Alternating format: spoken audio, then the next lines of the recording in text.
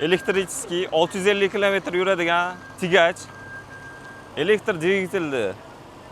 Batareykasi o'sha BYD da ishlatiladigan sifatli batareykalar bilan jihozlangan. Salarka bilan gazdan ancha arzonga tushadi, akala.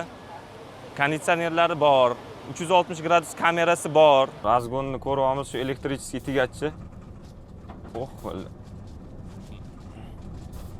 Normalniy. Turishi mana. Tabloni ko'rishingiz mumkin.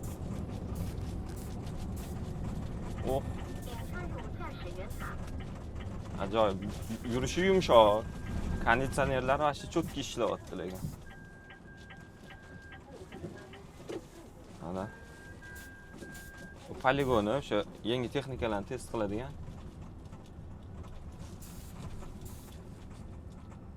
Juda ham ajoyib. Bu yerda yana bitta funksiyasi bor ekan. Bu yerda mana kamera, aqlli sensor bor. Bu yerda agar shofyor uxlab qoladigan bo'lsa yo qanaqadir hushidan ketadigan bo'lsa, texnikani o'zi avtomatik o'sha yo'l chetiga to'xtaydi. Shunaqa aqlli sistemalar bilan jihozlashibdi. Bu yerda mana ko'rishingiz mumkin. Elektrichskiy texnikalarning zaryadniy stansiyasi bilan mana hammasi elektrichskiy. Zaryadkaga qo'yib qo'yishgan mana bu yerda zaryadniy stansiyalar. Narxi qiziq bo'ladigan bo'lsa, kommentariyada narx deb yozinglar. Men sizlarga o'sha texnik parametri, narxi bilan O'zbekistongacha necha pulga qo'lingizga borib tushadi, hammasini aytaman.